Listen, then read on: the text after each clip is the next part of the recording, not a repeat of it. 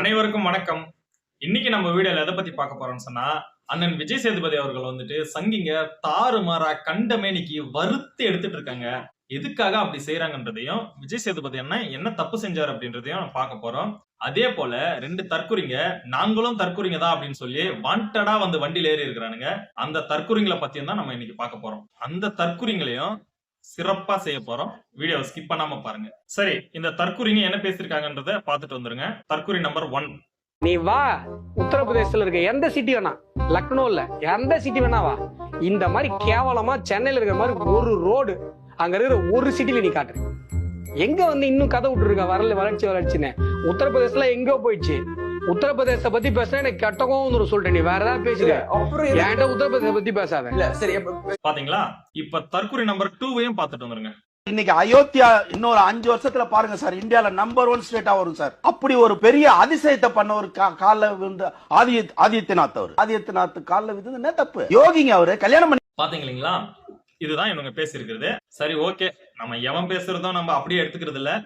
எவன் உங்ககிட்ட எந்த கருத்தை சொன்னாலும் அந்த கருத்தோட உண்மைத்தன்மையை ஆராயாம அதை ஏற்றுக்காத, அதை நம்பாத அப்படின்னு சொல்லி 100 வருஷத்துக்கு முன்னாடி நமக்கு பெரியார் சொல்லியிருக்காரு. அதுக்கும் 2000 வருஷத்துக்கு முன்னாடி வள்ளுவர் என்ன சொல்றாருன்னா, எப்பொருள் யார் யார்வை கேட்பினும் அப்பொருள் மெய்ப்பொருள் காண்பது அறிவு அப்படின்னு சொல்றாரு. நமக்கு அறிவு இருக்கிறதுனாலதான் இதோட மெய்ப்பொருளை இப்ப ஆராய்ச்சி பண்ணி பார்த்துருவோம். இந்த தற்குறிங்க பேசுனது அவங்க பேசின வார்த்தைகளுக்கு தகுதியான இடமா அப்படின்றத பார்ப்போம். பொதுவா நம்ம ஊர்ல ஒரு பண்டிகை காலங்கள் வந்துச்சு அப்படின்னு சொன்னா நிறைய பண்டிகைகள் நடக்கும். அது இந்துக்களா இருக்கட்டும், இஸ்லாமியர்களா இருக்கட்டும், கிறிஸ்தவர்களா இருக்கட்டும், யாரோட பண்டிகை எது நடந்தாலுமே அவங்க அவங்களோட மகிழ்ச்சியை அன்பா பகிர்ந்துக்குவாங்க. உதாரணத்துக்கு இந்துக்களே எடுத்துக்கிட்டாலும் கூட, நாம இந்துக்கள் கிடையாது, இருந்தாலும் இவனுங்க கோட்பாட்டின்படி இந்துக்களே எடுத்துக்கிட்டாலுமே கூட பழனி, திருச்செந்தூர், திருத்தணி போன்ற இடங்கள்ல தைப்பூசம், கிருத்திகை போன்ற நாட்கள்ல லட்சக்கணக்கான பேர் கூடுவாங்க. அதே போல மதுரையில வருஷம் அழகர் ஆத்துல இறங்குவாரு. அந்த நேரத்துல ஏறக்குறைய ஒரு கிட்டத்தட்ட ஒரு 10 லட்சம் பேர் ஒண்ணு கூடுவாங்கன்னு சொல்லுவாங்க. இப்படி இவ்வளவு பேர் ஒண்ணு கூடுற இடத்துலயும் ஒரு சின்ன அசம்பாவிதம், ஒரு சின்ன ஜாதி சண்டை, சின்ன மத கலவரம், இந்த மாதிரி எந்த ஒரு பிரச்சனையும் வராம அவ்வளவு பண்பா அந்த ஜனங்கள் வந்து போவாங்க. இதுதான் தமிழ்நாடு. இங்கேயும் ஜாதி பிரச்சனைகள் இருக்கு, இங்கேயும் மத பிரச்சனைகள் இருக்கு. அது எல்லாத்தையும் வெளியில செருப்பா கழட்டி வச்சுட்டு கோயில்ல முழுக்க சாமியை மட்டுமே பார்க்க வர்றவங்க தான் நம்ம தமிழர்கள். அதே போல இஸ்லாமியர்கள் அவங்க பண்டிகைகளை கொண்டாடினா, ரம்ஜானோ இல்ல பக்ரீத்தோ எது கொண்டாடினாலும் நம்ம வீட்டுக்கு என்ன வரும் அப்படின்றது உங்களுக்கே தெரியும். பிரியாணி, ஸ்வீட்டு, இது போல பல விஷயங்கள் நம்ம வீட்டுக்கு வரும். இப்படித்தான் தங்களோட மகிழ்ச்சியை தமிழர்கள் பகிர்ந்துக்குவாங்க. அதே போல கிறிஸ்தவர்களும் அவங்களோட கிறிஸ்துமஸ் நாட்களை மகிழ்ச்சியை கொண்டாடிட்டு இருக்கும் போது நமக்கு அக்கம் பக்கம் இருக்கிற எல்லா வீட்டுக்கும், நண்பர்களுக்கும் பிரியாணி, கேக்கு போன்றவற்றை கொடுத்து அவங்களோட மகிழ்ச்சியை அன்பா இப்படி பகிர்ந்துக்குவாங்க. இதுதான் தமிழ்நாடு, இதுதான் தமிழர்கள், இதுதான் தமிழர்களோட பண்பு. நம்ம இப்படித்தான் ஒற்றுமையா இருக்கோம். தமிழ் மொழியை அழிக்க வரீங்க வைரஸை விட நீங்க தாண்டா தொல்ல. ஆனா இவனுங்க சொல்ற அந்த ஊர்கள் எல்லாம் எப்படி அவங்களோட மகிழ்ச்சியை பகிர்ந்துக்கிறாங்க, எப்படி அவங்களோட சந்தோஷத்தை செலிப்ரேஷன் பண்றாங்க அப்படின்றத பார்த்துட்டு வந்துருங்க. 2 நாளைக்கு முன்னாடி ஹோலி பண்டிகை நடந்திருக்கு. ஹோலியா? அது மார்வாடி பண்டிகை இல்ல? அதேதான். அத அவங்க மதத்துக்கு மட்டும் இல்ல, மற்ற மதத்துக்கும் எப்படி அவங்க ஷேர் பண்ணிக்கிறாங்க அப்படின்றத நீங்க பார்த்துட்டு வாங்க.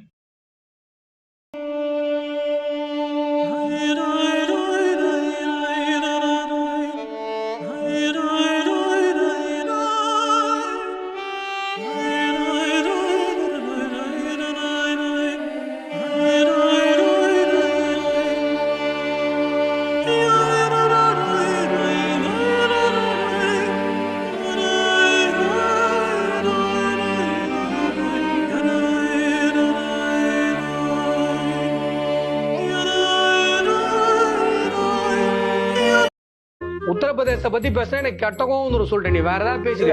பாத்தீங்களா? ஒரு இஸ்லாமிய பெண் நடந்து போறாங்க.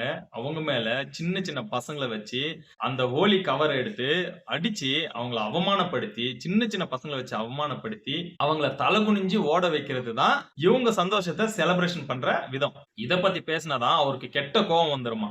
உத்தரப்பிரதேச பத்தி பேசினா எனக்கு கெட்டகம் சொல்லிட்டேன். நீ வேற ஏதாவது பேசுக. சரி, ஹோலி பண்டிகையில இப்படி செலிப்ரேஷன் பண்ணாங்க. சரி, வேற எந்த பண்டிகைகள் அப்படி பண்றாங்க அப்படின்னு சொன்னா இன்னும் சில காணொளிகளை போடுறேன், பாருங்க.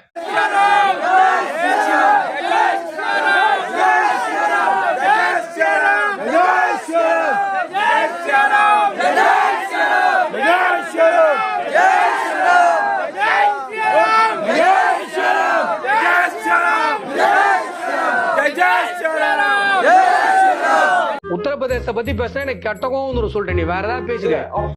இந்த செலிப்ரேஷன் எப்ப பண்ணது அப்படின்னு சொன்னா, அவங்க ராமர் கோயில திறப்பு விழா செஞ்சாங்க இல்லைங்களா, அப்போ ரொம்ப சந்தோஷமா இருப்பாங்க இல்லையா, அந்த சந்தோஷத்தை எப்படியாச்சும் செலிப்ரேட் பண்ணணும், மற்ற மதத்தாரோட நம்ம ஷேர் பண்ணிக்கணும் அப்படின்றதுனால எடுத்துட்டு போயிட்டு ஒவ்வொரு மசூதியிலையும் ஒவ்வொரு சர்ச்சிலையும் அங்க இருக்கிற சிலுவைகளை அகற்றிட்டு இவங்களோட காவி கொடியை எடுத்துட்டு போயிட்டு அந்த இடத்துல நாட்டி இவங்களோட வீரத்தை நிலைநாட்டுறாங்க. அதாவது சந்தானம் தான் சொல்லுவாரு, ஜப்பான்காரன் எதையோ கண்டுபிடிச்சிருக்கிறான், ஆனா சொரி நாய் எதை கண்டுபிடிச்சிட்டு வந்து பெருமை பீத்திக்குது பாத்தியா அப்படின்னு சொல்லி.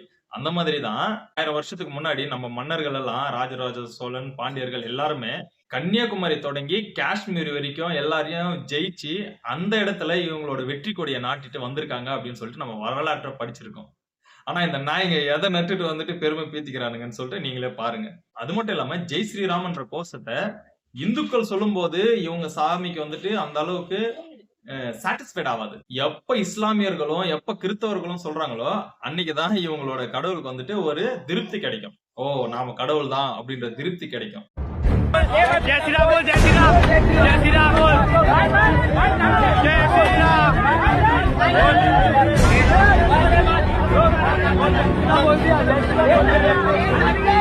உத்தரப்பிரதேச பத்தி பேசினா எனக்கு கெட்டகம் சொல்லிட்டேன், நீ வேற ஏதாவது பேசுங்க. இப்படி மற்ற மதத்தினாரையோ மற்ற ஜனங்களையும் தாழ்த்தப்பட்ட மக்களையும் துன்புறுத்தி தான் இவனுங்க சுய அனுபவம் அடைவானுங்க. இந்த தற்குறிங்களை பத்தி பேசினாதான் இவனுக்கு கெட்ட கோபம் வந்துருமா. உத்தரப்பிரதேச பத்தி பேசினா எனக்கு கெட்டகம் சொல்லிட்டேன், நீ வேற ஏதாவது பேசுங்க. சரி, என்னதான் இவனுங்களை வச்சு நம்ம காமெடி பண்ணாலுமே இந்த காமெடிங்களெல்லாம் கடந்து சிந்திக்க வேண்டிய ஒரு விஷயம். இப்ப இவனுங்க வடநாட்டுலதான் அப்படி எல்லாம் பண்ண முடியும், தமிழ்நாட்டுல ஒரு ஆணியும் புடுங்க முடியாது அப்படின்னு நாம நினைச்சோம்னா அதுதான் நம்மளோட முட்டாள்தனம். ஏன்னா தமிழ்நாட்டுல இவனுங்க ஜெயிச்ச ஒரு மாவட்டத்துல மட்டுமே என்ன நடக்குதுன்னு நீங்க பாருங்க.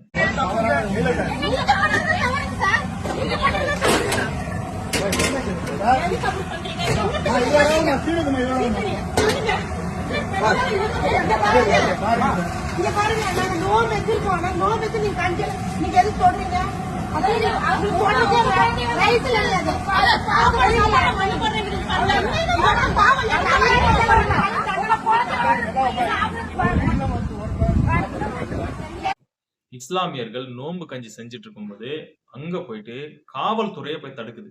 இத கவர்மெண்ட்டும் கை கட்டி வேடிக்கை பாக்குது. ஒரு மாவட்டத்தை அவனுங்க கையில கொடுத்ததுக்கே இந்த நிலைமை அப்படின்னு சொன்னா மொத்த தமிழ்நாடும் அவனுங்க கைக்கு போயிடுச்சு அப்படின்னு சொன்னா என்ன நடக்கும் அப்படின்றது உங்க கற்பனைக்கே விட்டுறேன். சரி, ஏன் இந்த அளவுக்கு நீங்க பயப்படுறீங்க அப்படின்னு சொல்லி நீங்க கேட்டீங்கன்னா இது வந்துட்டு பயம் கிடையாது, இது வந்துட்டு முன்னெச்சரிக்கை. இப்ப நாம வந்துட்டு கும்பலா உக்காந்துட்டு சாப்பிட்டுட்டு இருக்கிற இடத்துல ஒரு சொறி நாய் வந்து சென்டர்ல படுத்துறதுன்னு வச்சுக்கோங்க, என்ன ஆகும்? இப்ப நீங்க அதுக்கு பயப்படுவீங்களா, இந்த முன்னெச்சரிக்கையா நீங்க வந்துட்டு சுதாரிச்சுக்குவீங்களா? அது போலதான் இது. ஒரு சொறி நாய் நமக்குள்ள வந்துருச்சு அப்படின்றதுதான் இதோட அர்த்தம். அப்போ நம்ம வந்துட்டு சுதாரிச்சுக்கணும், முன்னெச்சரிக்கையா இருக்கணும், சுகாதாரமா இருக்கணும். ஏன்னா அமைதி பூங்காவா இருக்கிற தமிழ்நாட்டை கெடுத்து குட்டிச்சவராக்க சின்னாபின்னமாக்குறதுக்கு இவனுங்க முடிவு பண்ணி தீவிரமா நிறைய வேலைகளை செஞ்சுட்டு வராங்க. இது வெறும் இஸ்லாமியர்களுக்கும் கிறிஸ்தவர்களுக்கும் மட்டுமே பிரச்சனையா அப்படின்னு சொல்லிட்டு யாரும் பார்க்காதீங்க. பிரச்சனை இந்துக்களுக்கு மட்டும்தான். அவன் வந்தான்னா முருகனை கும்பிட விட மாட்டான், ராமரை தான் கும்பிட சொல்லுவான், அனுமனை தான் கும்பிட சொல்லுவான்.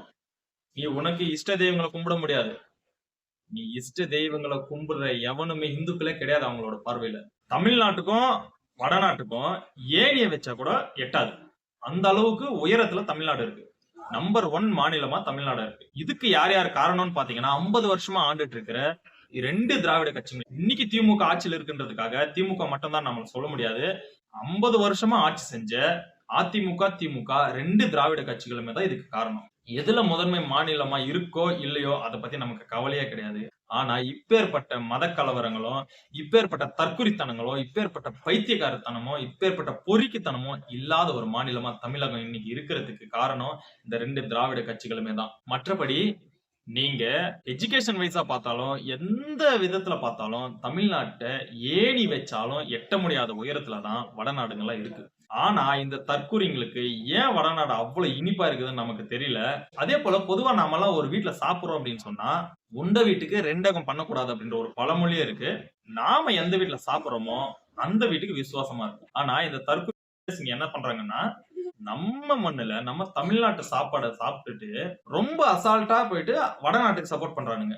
நாயை விட்டுருங்க, ஒரு பன்னி கூட எவன் சோறு போடுறானோ அவனுக்கு விசுவாசமா இருக்கும். இந்த பரதேசிங்க என்ன அப்படின்னு சொன்னா, இங்க சாப்பிட்டுட்டு அவன் தான் பெரியவன், அவன் தான் நல்லவன் அப்படின்னு சொல்றான்னா, அப்ப இவனுங்க தட்டுல வச்சு சாப்பிடுறது என்னவா இருக்குன்னு உங்க பார்வைக்கு விட்டுறாரு.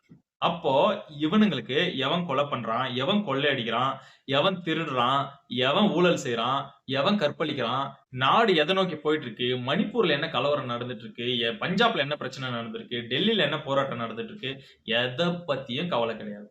இவனுங்க கடவுளை எவனா வந்து தொட்டுட்டான்னா அப்ப மட்டும்தான் பொங்கிட்டு வருவானுங்க பாருங்க. அந்த பொங்கல் வந்துட்டு பொங்கலுக்கு கூட அந்த பொங்கு பொங்கிருக்காது. நான் கேக்குறேன், உங்க கடவுளுக்கெல்லாம் சக்தியே கிடையாதா? கடவுளை காப்பாத்திக்காதா? நீங்க போய் தான் காப்பாத்தணுமா? அப்பேற்பட்ட கடவுள் என்னடா கடவுள்? அப்பேற்பட்ட கடவுள் எங்களுக்கு என்னத்துக்குடா? உங்களையே உங்க கடவுளால காப்பாத்த முடியல, நீங்க தான் அந்த கடவுளை காப்பாத்தணும்னா அப்பேற்பட்ட கடவுளை எங்க கிட்ட ஏன்டா எடுத்துட்டு வர்றீங்க? இதத்தான் அண்ணன் விஜய் சேதுபதி அவர்கள் வந்துட்டு மிக தெளிவா சொல்லியிருக்காரு. என்ன சொல்லியிருக்கிறாருன்னு பாருங்க. அன்பார்ந்த வாக்காளர் பெருமக்களே, பார்த்து ஓட்டு போடுங்க. தயவுசெய்து சிந்திச்சு ஓட்டு போடுங்க. அண்ட் ஓட்டு போடுறது முக்கியம். எப்பயுமே வாங்க, நம்ம ஊர்ல ஒரு பிரச்சனை, நம்ம காலேஜ்ல ஒரு பிரச்சனை, நம்ம நண்பனுக்கு ஒரு பிரச்சனை, இல்ல நம்ம ஸ்டேட்டுக்கு ஒரு பிரச்சனை, அவங்க கூட சேருங்க. நம்ம ஜாதிக்கு ஒரு பிரச்சனை, நமக்கு மதத்துக்கு ஒரு பிரச்சனை சொல்றவங்க கூட சேராதீங்க. சொல்றவன் அத்தனை பேரும் நம்மளை தூண்டி விட்டுட்டு அவன் வீட்டுல பாதுகாப்போட போலீஸ்ல உட்காந்துருப்பான், நம்ம தான் மாட்டிப்போம். தயவு செஞ்சு புரிஞ்சுக்கோங்க. என்ன சொல்றாருன்னா, கடவுளை காப்பாத்துறேன், ஜாதியை காப்பாத்துறேன், மதத்தை காப்பாத்துறேன் அப்படின்னு சொல்லி எந்த நாய் வந்து உங்களை கூப்பிட்டாலும் செருப்பை கொண்டு அடிச்சு விரட்டுங்க அப்படின்னு சொல்லி சொல்றாரு. அது 100க்கு 100% உண்மையான விஷயமும் கூட. அதுவும் இந்த தேர்தல் நேரத்துல இந்த வீடியோ ஸ்ப்ரெட் ஆகுற மாதிரி செஞ்சதுக்கு சங்கிகளுக்கு நம்ம நன்றி தான் சொல்லணும். யாரும் அவங்க தப்பா எடுத்துக்காதீங்க. அவங்க நமக்கு நன்மையை தான் செஞ்சிருக்காங்க. அப்பதான் தற்குறிங்க யாரு, நல்லவங்க யாருன்ற அடையாளத்தை நம்ம தெரிஞ்சுக்க முடியும். உண்மையிலே சொல்றேன், ஒவ்வொருவரும் ஓட்டு போடும்போது அண்ணன் விஜய் சேதுபதி அவர்கள் பேசின காணொலியை பார்த்துட்டு போய் ஓட்டு போடுங்க. அனைவரும் எதிர்காலத்தை மனசுல வச்சு ஓட்டு போடுங்க. இது போல நீதியின் பக்கம் நின்னு நீதியை பேசின, உண்மையை பேசின அண்ணன் விஜய் சேதுபதி அவர்களை இவங்க வறுத்து எடுத்தாங்கன்னா நாம சும்மா விட்டுற முடியுமா? இன்றைக்கும் என்றைக்கும் இது போல பேசுற நடிகர்களா இருக்கட்டும், யாரா இருக்கட்டும், அவங்க கூட நிற்பது நம்மளுடைய தலையாய கடமை. We stand with Vijay Sethupathi அண்ணா. வாழ்க தமிழ், வெல்க தமிழகம். நன்றி.